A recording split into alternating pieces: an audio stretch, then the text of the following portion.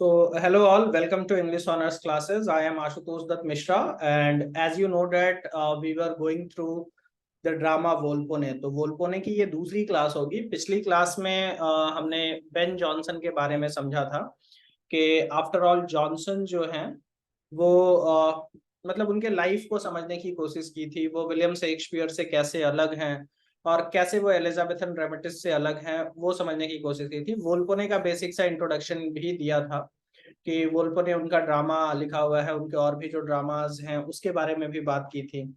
इस क्लास में जो है वो हम लोग डिस्कस करेंगे वोल्पोने के बारे में कि वोल्पोने की बेसिक स्टोरी आउटलाइन भी मैं आपसे डिस्कस करूंगा। साथ ही हम इस पे भी बात करेंगे कि कौन कौन से मेजर्स कैरेक्टर्स हैं। तो एक जो बेसिक अंडरस्टैंडिंग होनी चाहिए वोल्पोने को लेकर के, जैसे बेन जॉनसन को लेकर के जो बेसिक अंडरस्टैंडिंग होनी चाहिए, we have already discussed it in the previous class. In this class I am going to discuss a basic understanding of the play Volpone. So let me just share the screen with you. तो जैसा कि आपको पता है कि हम वोल्पोने पे ही discuss कर रहे थे। तो अगर हम बात करें, हमने about the author Ben Jonson कर लिया था, और आज जो हमारा टॉपिक है वो है introduction to Volpone as a play और ड्रामा। तो इसको हम समझने की कोशिश करते हैं। ये सब हम पिछली क्लास में देख चुके थे। So now we will deal with introduction to Volpone as a play और ड्रामा। तो देखिए, सबसे पहले ये दो टर्म समझिए कि प्ले क्या है और ड्रामा क्या है।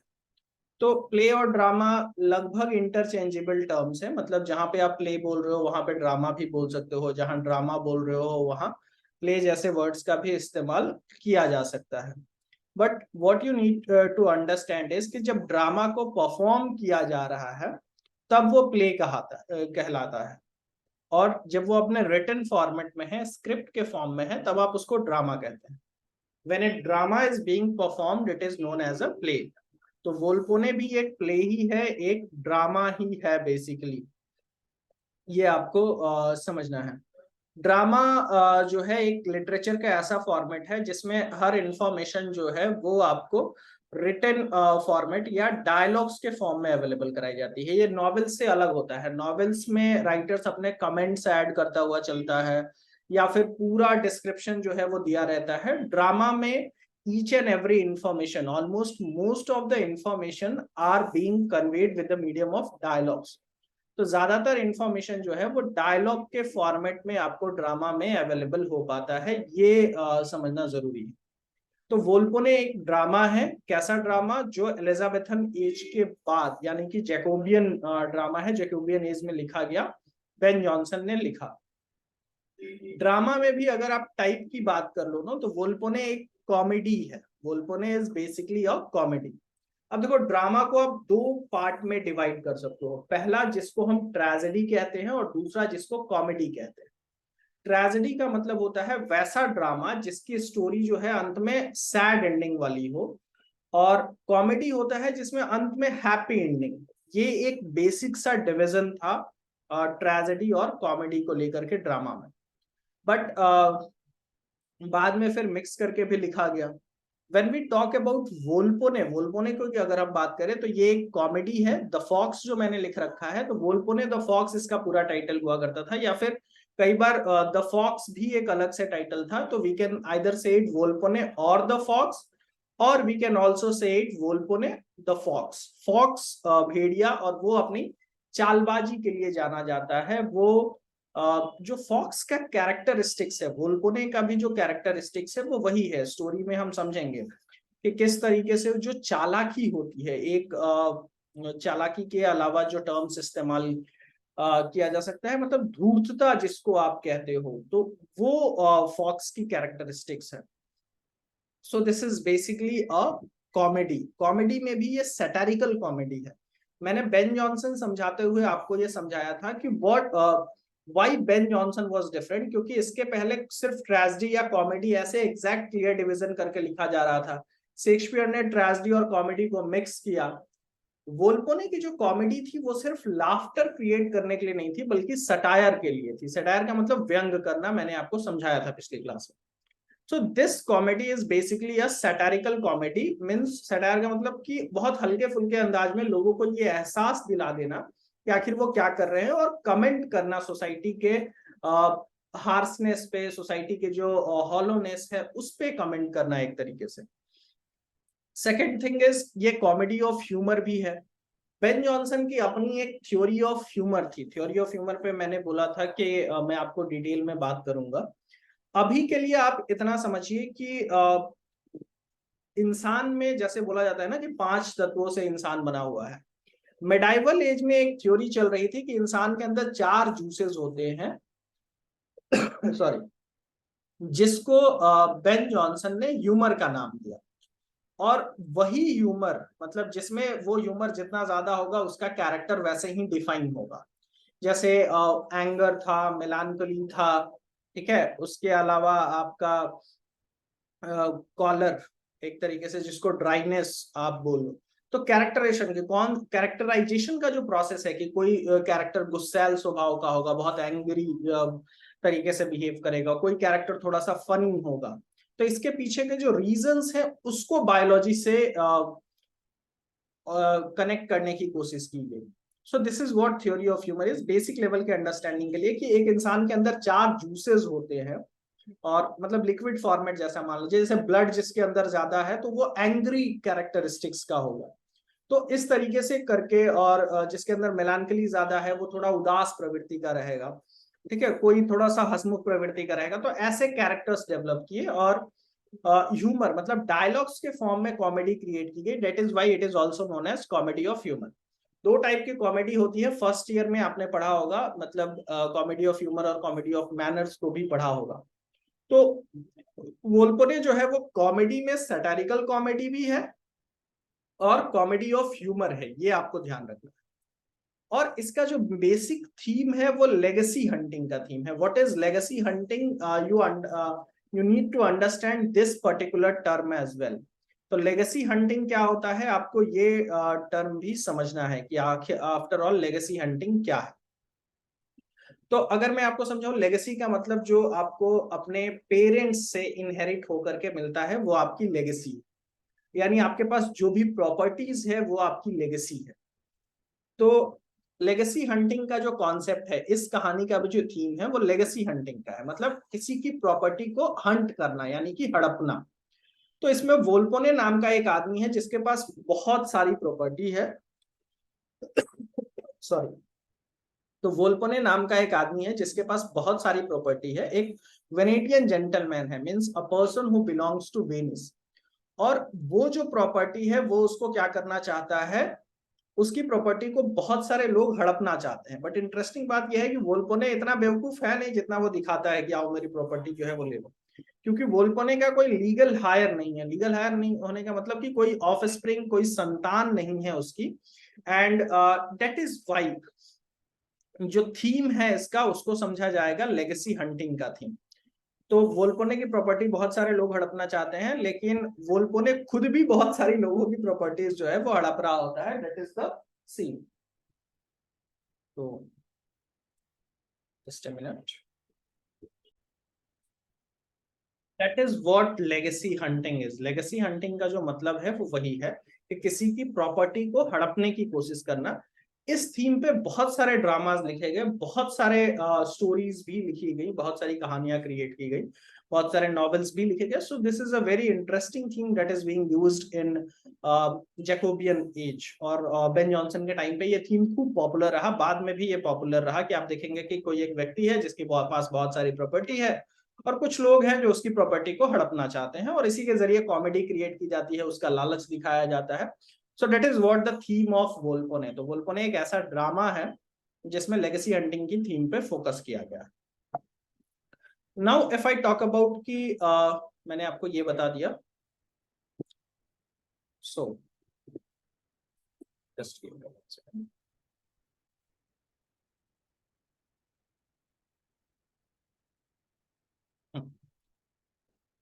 सो लेगेसी हंटिंग पे बात हमारी हो गई। Now comes character in Volpone की what are the characters that we have in Volpone की वोल्पोने में आखिर कौन कौन से कैरेक्टर्स हैं। तो सबसे पहले हम बात करेंगे बोनेरियो। और बोनारियो से पहले भी जो कैरेक्टर है वो खुद वोल्पोने है। तो आखिर कहानी क्या है, कौन कौन से कैरेक्टर्स हैं, तो कुछ एक कैरेक्टर्स के नाम जो है वो आपको पता होने चाहिए। लेट मी जस्ट, एक्चुअली ये थोड़ा सा शॉर्ट हो गया है। I hope the screen is visible to you all. Okay, so यहाँ पे अगर आप देखेंगे तो वोल्पोने में जो कैरेक्टर्स है, मैं इसको थोड़ा सा इनलार्ज इसलिए नहीं कर पा रहा हूँ क्योंकि ये इसी में इंक्लूडेड है, सॉरी। ओके, तो वोल्पोने और फॉक्स में कैरेक्टर्स कौन कौन से हैं, मतलब कौन कौन से लोग हैं जो प्ले के मेजर रूप से जो कैरेक्टर्स हैं। पहला कैरेक्टर है वो है वोल्पोने खुद, which is an very interesting character. Now we have the characters like, give me a minute.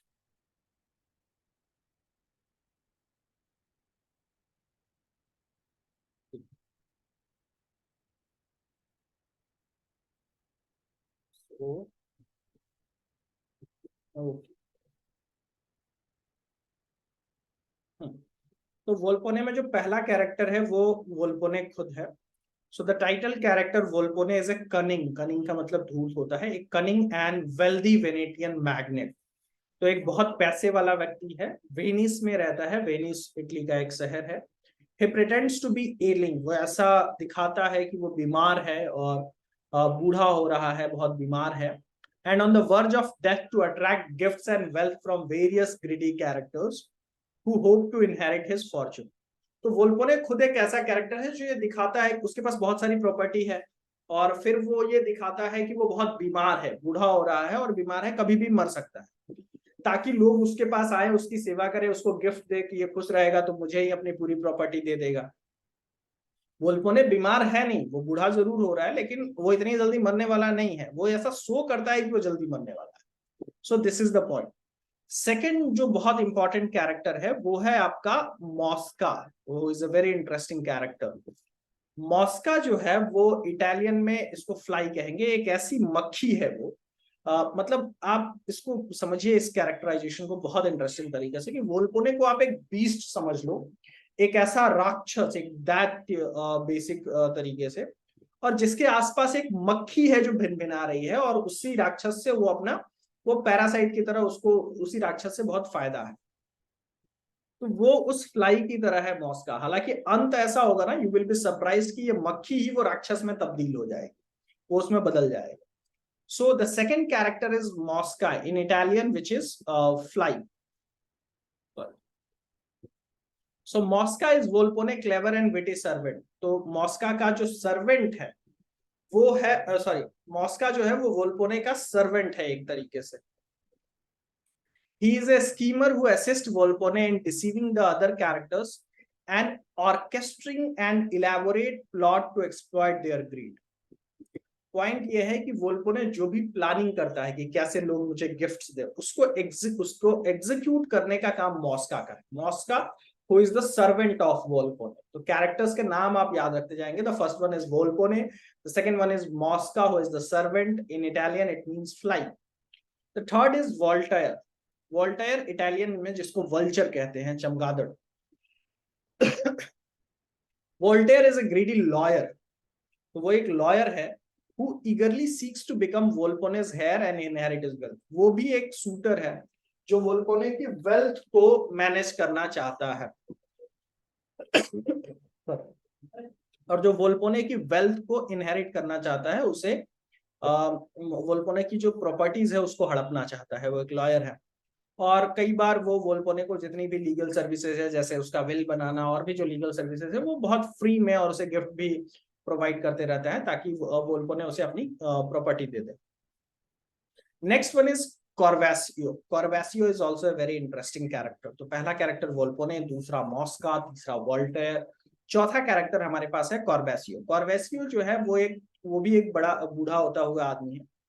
वो भी वोल्पोने की प्रॉपर्टी हड़पना चाहता है, और इस लेवल तक हड़पना चाहता है कि वो अपनी प्रॉपर्टी से अपने बेटे को ही बेदखल कर देता है, ये कहते हुए कि और किसके नाम कर देता है, वोल्पोने के नाम, कि अंत में तो मुझे ही मिलना है। तो इस लेवल तक वो जाता है। Now comes कॉर्विनो। कॉर्विनो का नाम थोड़ा इंपॉर्टेंट है, इसको भी समझिए। वो इज कॉर्विनो। कॉर्विनो यहाँ पे आपको थोड़ा सा दिखा, ये थोड़ा पीपीटी में दिक्कत हो गया। कॉर्विनो जो है वो एक जेलस और पॉसेसिव हस्बैंड है who plans to offer his beautiful wife Celia to Volpo। कॉर्विनो की वाइफ है सीलिया नाम की, जो बहुत खूबसूरत है। वोल्पो ने एक दिन सीलिया को देखता है तो उसे लगता है कि सीलिया मेरे पास होनी चाहिए। तो कॉर्विनो इस लेवल का लालची आदमी है कि वो सीलिया तक को ऑफर कर देता है वोल्पोने को कि ठीक है सीलिया को मैं आपके पास एक दिन, मतलब थोड़े समय के लिए भेज दूंगा और आपका इनहेरिटेंस जो है वो मिल जाए।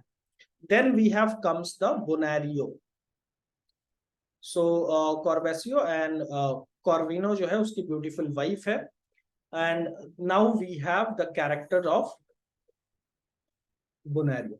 तो आपको ये कैरेक्टर्स क्लियर होते जा रहे हैं। वोल्पो ने मेन कैरेक्टर है, ये नाम आपको याद रखने होंगे। दूसरा कैरेक्टर है मॉस्का, तीसरा कैरेक्टर है वोल्टेयर का, चौथा कैरेक्टर है कॉर्बेसियो, पांचवा है आपका कॉर्विनो। तो we have these characters as well. तो कॉर्विनो के कैरेक्टर के बाद जो अगला कैरेक्टर है हमारे पास, विच इज बोनारियो। बोनारियो जो है वो कॉर्बेसियो का बेटा है, जिसे कॉर्बेसियो ने उसे अपनी प्रॉपर्टी से निकाल दिया है। और बहुत नोबल कैरेक्टर है एक तरीके से, is a noble and virtuous character. और बहुत मतलब अच्छा कैरेक्टर है। वो मदद करता है, सीलिया की भी मदद करता है। हालांकि वो लोग आरोप लगा देते हैं कि सीलिया और बोनेरियो का अफेयर चल रहा है, but Bonario tries to help Celia as well. Celia जो है, ये दो कैरेक्टर से आप पहले इंट्रोड्यूस है, सीलिया कॉर्विनो की वाइफ है, बहुत लॉयल वेमेन है। और वोल्पोने जो है वो उसका रेप अटेम्प्ट करने की कोशिश करता है, तब बोनारियो उसको आके बचा लेता है। तो ये एक सीन क्रिएट होता है ड्रामा के अंदर, which is a very interesting scene that you need to understand. उसके बाद एक अगला कैरेक्टर है पेग्रीन का, जो कि एक ट्रैवलर है, सर पॉलिटिक, और पेग्रीन से पहले सर पॉलिटिक वुड भी है। वो एक वेनिस में ट्रैवलर है, मतलब घूमने आया हुआ है, और बहुत अपने रेपुटेशन को लेकर के बहुत चिंतित रहता है, और इसलिए वो एक कॉमिकल कैरेक्टर बन गया है। तो इंटरेस्टिंग कैरेक्टर है, कुछ एक्स्ट्रा कैरेक्टर्स। और नेक्स्ट इज पेरेग्रीन, जो उस सर पॉलिटिक वुड का थोड़ा एक दूसरा साथी है, एक तरीके से एक इंग्लिश ट्रैवलर है वो भी। और वो भी प्लॉट में थोड़ा बहुत इंगेज हो जाता है। उसके बाद लेडी वुड भी है, लेडी वुड भी सर पॉलिटिक वुड भी की वाइफ। तो मेजर कैरेक्टर्स के नाम जो है वो आपको पता होने चाहिए। मेरा कंसर्न ये है अभी इस क्लास के बेसिस पे। हमने जो डिस्कस किया basically, which is what we have discuss basically is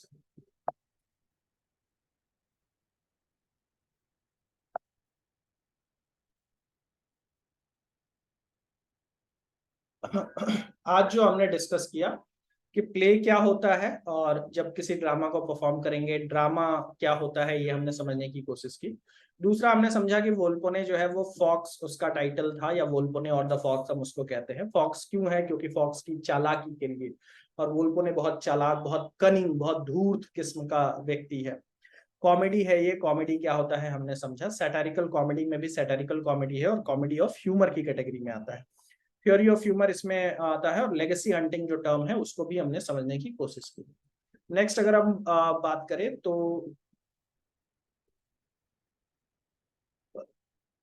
characters हमने इसमें समझने की कोशिश की कि कौन कौन से कैरेक्टर्स हैं। तो पहला कैरेक्टर है वोल्पोने, दूसरा है मॉस्का, तीसरा है वोल्टेयर, चौथा है कॉर्बेसियो, पांचवा है कॉर्विनो। और कॉर्विनो के बाद जो कैरेक्टर है, थोड़ा सा कुछ तो दिक्कत है, पर कॉर्विनो के बाद है बोनारियो, बोनारियो के बाद है सीलिया, सीलिया के बाद है sir politic would be, sir politic would के बाद है पेग्रीन, और पेग्रीन के बाद है लेडी वुड बी। तो इन सारे कैरेक्टर्स के नाम जो है वो आप ध्यान रखिएगा। मेरी तबीयत थोड़ी ठीक नहीं है, that is why I would and this video at this note. तो आप कैरेक्टर्स के नाम और वोल्पोने का एक बेसिक इंट्रोडक्शन जो है वो आपने समझा। I hope you understand this video. So thank you all for joining the class, and we will have a next session also tomorrow.